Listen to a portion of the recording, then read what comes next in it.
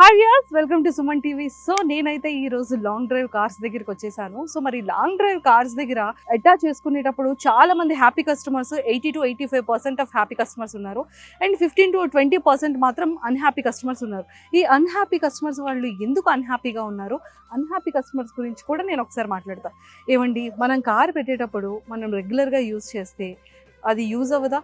మనం డైలీ ఏదైనా ఒక వస్తువు వాడేటప్పుడు కొన్ని డేస్కి అది ఏమవుతుంది, కొంచెం తగ్గిపోతూ ఉంటుంది దాని యూజింగ్ అనేది. అలానే మన కార్స్ కూడా కానీ ఏ వెహికల్ అయినా సరే అంతే. సో మరి దాన్ని కూడా అది కొంచెం డ్యామేజ్ కానీ లేకపోతే సర్వీసెస్ ప్రాబ్లం కానీ ఎక్కువగా వస్తూ ఉంటుంది అని అంటారు. కాబట్టి సో అది కూడా మనం క్లారిటీ ఇచ్చేద్దాం మన అన్హ్యాపీ కస్టమర్స్కి.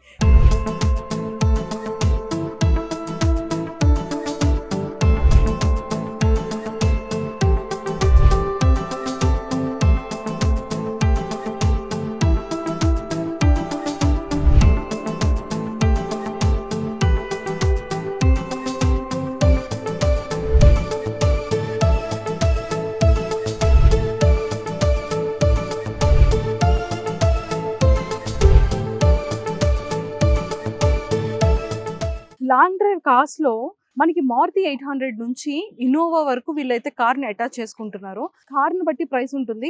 ఇఫ్ ఇన్ కేస్ 2018 లోపు కనుక కార్స్ ఉందనుకోండి, 1 year అగ్రిమెంట్ ఉంటుంది. 2018 నుంచి 2019, 20, 21 వరకు కార్స్ ఉన్నాయనుకోండి, 3 years అగ్రిమెంట్ ఉంటుంది. If in case 2023, 24 recent years అనుకోండి, 5 years వరకు మనం అటాచ్ చేసుకొని అగ్రిమెంట్ ఫినిష్ చేసుకోవచ్చు అనమాట. సో వీళ్ళ దగ్గర కూడా మనకి ఎలాంటి సెక్యూరిటీస్ ఇస్తారు అనేది మనకి కూడా డౌట్ ఉంటుంది. సో మనం అది కూడా చూద్దాము. అండ్ ఇంకోటి ఏంటంటే, అటాచ్మెంట్ చేసేటప్పుడు వీళ్ళకి కావాల్సిన రిక్వైర్డ్ డాక్యుమెంట్స్ ఏంటి అనేది ప్రతి ఒక్క కార్ ఓనర్కి కూడా ఈ డౌట్ ఉంటుంది. వాళ్ళకైతే ఖచ్చితంగా మనకి కార్ డాక్యుమెంట్స్ అనేది ఒరిజినల్ తీసుకురావాలి. అండ్ అలానే షోరూమ్ ట్రాక్ అనేది వీళ్ళకి 100% మనం సబ్మిట్ చేయాలి. అండ్ ఎన్ని ఈఎంఐస్ ఉన్నాయి ఏంటి అనేది క్లియర్గా ఒక పిక్చర్ చూపించాలి. ఏ ఇయర్లో మనం కార్ తీసుకున్నాం అనే డాక్యుమెంట్స్ అన్నీ కూడా, పొల్యూషన్ కానీ ఇన్సూరెన్స్ కానీ ప్రతిదీ కూడా ఒరిజినల్ డాక్యుమెంట్స్ అనేది వాళ్ళకి మనం సబ్మిట్ చేయాల్సి ఉంటుంది అనమాట. సో అవన్నీ సబ్మిట్ చేసిన తర్వాత ఇంకా ప్రాసెస్ అటాచ్మెంట్ అనేది స్టార్ట్ అవుతుంది.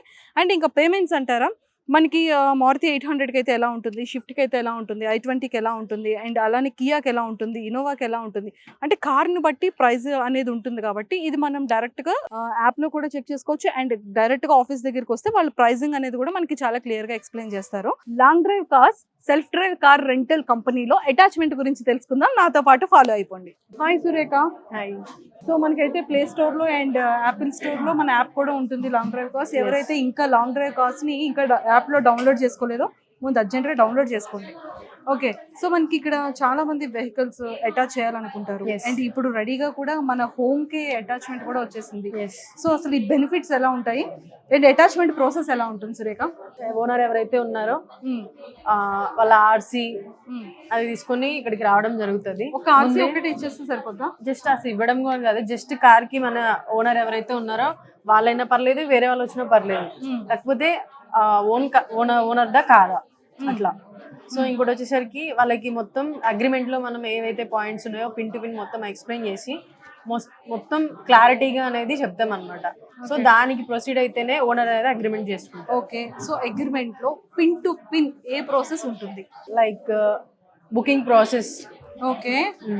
సో కార్ బుకింగ్ ప్రైసెస్, మన కార్ ఓనర్ ప్రైస్. కార్ అంటే ఇప్పుడు కార్ ని అటాచ్ చేసాము అంటే ఎన్ని బుకింగ్స్ అనేది మీరు ఇవ్వగలుగుతారు? మనకి వన్స్ కస్టమర్ అనేది అది ప్రైస్ ఎంతైనా అవ్వచ్చు. 6 hours బుక్ చేసుకోవచ్చు, 12 hours, అది కస్టమర్ ఇష్టం. ఎంత పే చేసినా ఓనర్ కి అనేది ఏదైతే ఉంటుందో 60% అమౌంట్ అనేది ఓనర్ కి వస్తుంది. Plus car washing amount, car washing amount కూడా 199 యాడ్ అవుతుంది. ఓ సూపర్. అండ్ కార్ సర్వీసెస్ గురించి? కార్ సర్వీసింగ్ వచ్చేసరికి మనకి ఎవ్రీ 10,000 kilometers కి అనేది కార్ సర్వీసింగ్ అనేది చేస్తాం. ఓకే. సో అది కూడా 25 days వెహికల్ ఆన్లైన్ లో ఉండాలి. సో 25 days ఆన్లైన్ లో ఉండాలి. 27 ఆన్లైన్ లో ఉంటే మినిమం 5 bookings అనేది వస్తుంది. అంటే ఇఫ్ ఇన్ కేస్ 2 bookings వెళ్ళింది వెహికల్, లేదంటే 3 bookings వెళ్ళింది, ఇంకా మొత్తానికి బుకింగ్స్ రాలేదు, రిమైనింగ్ 3 యాడ్ చేసి వాళ్ళకి 5 bookings అమౌంట్ అనేది ఇవ్వడం జరుగుతుంది. ఓకే. ఇప్పుడు బేసిక్గా మనం లాంగ్ డ్రైవ్ కార్స్ ఇచ్చేటప్పుడు ఏం జరుగుతుందంటే చిన్న చిన్న డ్యామేజెస్ జరుగుతాయి. అంటే మిర్రర్ డ్యామేజ్ కానివచ్చు, లేకపోతే పెయింటింగ్ కానీ స్క్రాచెస్ కానీ జరుగుతూ ఉంటాయి. సో మరి అలాంటి డ్యామేజెస్ కి మీ రెస్పాన్సిబిలిటీ ఎలా ఉంటుంది? ఓనర్ కి అనేది హెల్ప్ఫుల్ గా మన గ్యారేజ్ లోనే మనకి డిఫరెంట్ 4 గ్యారేజెస్ అని ఉన్నాయి. మన గ్యారేజ్ లో అనేది వెహికల్ పంపించేసి రిపేరింగ్స్ అనేవి క్లియర్ చేస్తాం. Oh super. ఎనీ టైం అక్కడ వర్క్స్ అనేవి జరుగుతూనే ఉంటాయి. Okay. If in case big damages జరిగితే ఇప్పుడు ఇఫ్ ఇన్ కేస్ 20,000 అబోవ్ ఏదైనా డ్యామేజ్ ఏదైనా జరిగితే ఇన్సూరెన్స్ అనేది క్లెయిమ్ చేయాల్సి ఉంటుంది. ఓనర్ ఆధార్ లైసెన్స్ మీద ఇన్సూరెన్స్ అనేది క్లెయిమ్ చేసి, if in case insurance claim చేసినా కస్టమర్ క్లైమింగ్ ఛార్జెస్ పే చేసినా చేయకపోయినా కంపెనీ అనేది క్లైమింగ్ ఛార్జెస్ అనేది పే చేస్తారు. ఓకే. సో ఏదైనా ఇన్సూరెన్స్ గురించి ఏం చెప్తారు? ఇప్పుడు కార్ ఇన్సూరెన్స్ ఉంది, ఆ ఇన్సూరెన్స్ కోసం మీరు ఎలాగా? మనకి కార్ ఇన్సూరెన్స్ అనేది ఫుల్ ఇన్సూరెన్స్, జీరో డిప్ అనేది ఉండాలి, అది కంపల్సరీ.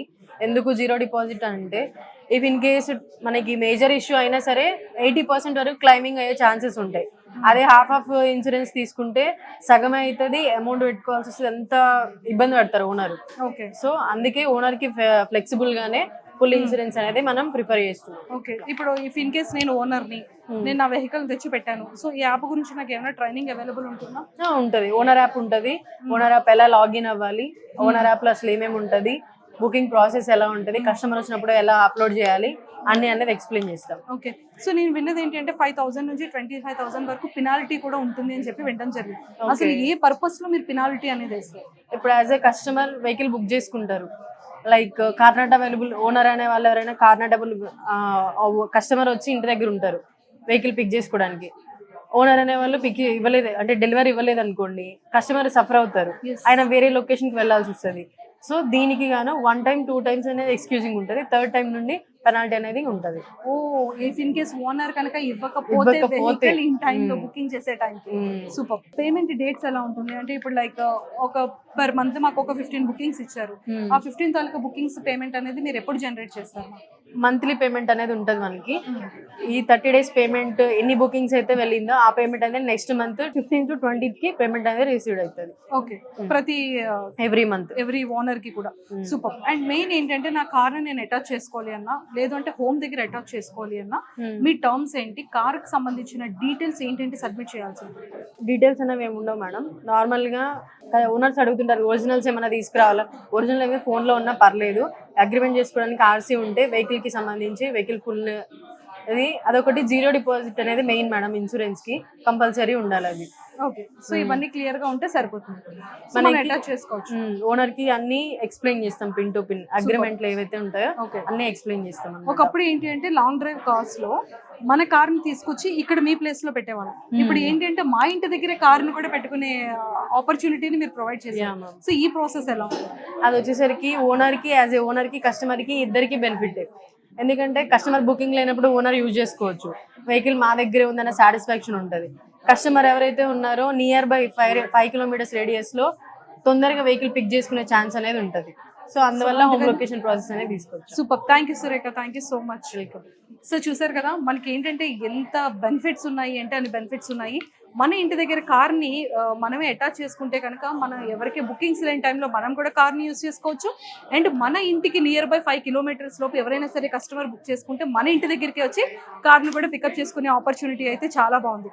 అండ్ అన్నిటికన్నా ముఖ్యంగా కార్ని కనుక మనం అటాచ్ చేసుకోవాలి అనుకుంటే రిక్వైర్డ్ డాక్యుమెంట్స్ ఏంటి అంటే ఒరిజినల్ ఆర్సీ ఉండాలి, అండ్ అలానే మన ఆధార్ కార్డు ఉండాలి, అండ్ కార్ యొక్క షోరూమ్ ట్రాక్ అనేది మస్ట్ అండ్ షుడ్ గా వీళ్ళకి సబ్మిట్ చేయాల్సి ఉంటుంది. పర్ఫెక్ట్ డాక్యుమెంట్స్ కనుక ఉంటే మన కార్ని లాంగ్ డ్రైవ్ కార్స్ లో మనం అటాచ్ చేసుకోవచ్చు. Hello sir.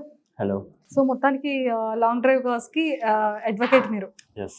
చాలా మంది కస్టమర్స్ ఫస్ట్ కార్ యాక్సిడెంట్ అయ్యేటప్పుడు ముందు చాలా టెన్షన్ పడతారు. అవును కదా. సో మీ ప్రాసెస్ ఎలా ఉంటుంది యాజ్ అడ్వకేట్ గా? ప్రాసెస్ అంటే మనకు ఇన్ఫర్మేషన్ వచ్చిన వెంటనే మన లీగల్ టీమ్ అక్కడికి వెళ్తాము. యాక్సిడెంట్ ఎక్కడైంది, ఏపీఎస్ లిమిట్స్లో అయింది అనేది మనము మన లీగల్ టీం ద్వారా మేము వెళ్ళిపోతాము. ఆ తర్వాత ఏమన్నా పోలీస్ స్టేషన్లో ఏమన్నా చిన్న చిన్న ఇష్యూస్ ఉన్నా కానీ మనం మాట్లాడి అక్కడ ఏం జరుగుతున్నది అనేది మొత్తం ఓనర్కి ఇన్ఫర్మేషన్ ఇస్తాం. సో ఇప్పటి వరకు మీరు ఎలాంటి కేసెస్ని ఇక్కడ లాంగ్ డ్రైవ్ కార్స్లో చేశారు? అంటే అదే యాక్సిడెంట్ కావడము, కొన్ని డ్రంక్ అండ్ డ్రైవ్ కేసులు ఇట్లాంటివి ఉన్నప్పుడు మేము వెళ్తుంటాం. Okay. So drunk and drive cases ఉండేటప్పుడు ముందుగా టీమ్ ఏమైనా టర్మ్స్ ఏమైనా చెప్తారా? ఇఫ్ లేదు అంటే అన్ఎక్స్పెక్టెడ్గా వాళ్ళు ఏమైనా జరిగేటప్పుడు పిఎస్లో ఏమైనా పట్టుకునేటప్పుడు మీ వైపు యాక్షన్ ఎలా ఉంటుంది? అంటే యాక్చువల్లీ మనకు డ్రంక్ అండ్ డ్రైవ్ జరిగిన తర్వాత ఇన్ఫర్మేషన్ వస్తుంది. మనము కస్టమర్కి వెహికల్ ఇచ్చే ముందు ఆల్రెడీ చెప్తాము, ఎలాంటి ఇల్లీగల్ యాక్టివిటీస్ చేయకుండా ఉండాలనే మనము చెప్తాము. తర్వాత ఇన్ కేసు ఏమన్నా అయితే మేము ఆ పిఎస్ లిమిట్స్ ఏముంది అని కనుక్కొని అక్కడికి వెళ్ళి మాట్లాడతాం. ఓకే. సో ఎక్కువగా ఏంటంటే ఇలాంటి కేసెస్ అయ్యేటప్పుడు ఎవరైతే కార్ ఓనర్స్ ఉంటారో సో ఆ ఓనర్స్ మీతో ఏ విధంగా ఇంటరాక్ట్ అవుతారు? అంటే లైక్ ఇప్పటి వరకు ఆల్మోస్ట్ చాలా కేసెస్ చూసే ఉంటుంటారు కదా, Yes. సో వాళ్ళ డౌట్స్ ఏంటి? డౌట్స్ ఏంటంటే యాక్సిడెంట్ తర్వాత మాకు ఏమైనా వెహికల్ ఎలా రిపేర్ చేపిస్తారు, ఇలాంటివి క్వశ్చన్స్ అడుగుతుంటాను. ఏమైనా పిఎస్లో వాళ్ళకు ఏమైనా ఇబ్బంది అవుతుందా అనేది, అట్లా వాళ్ళకు ఏమైనా ఇబ్బంది లేకుండా మేము మా లీగల్ టీం నుంచే చూసుకుంటాం.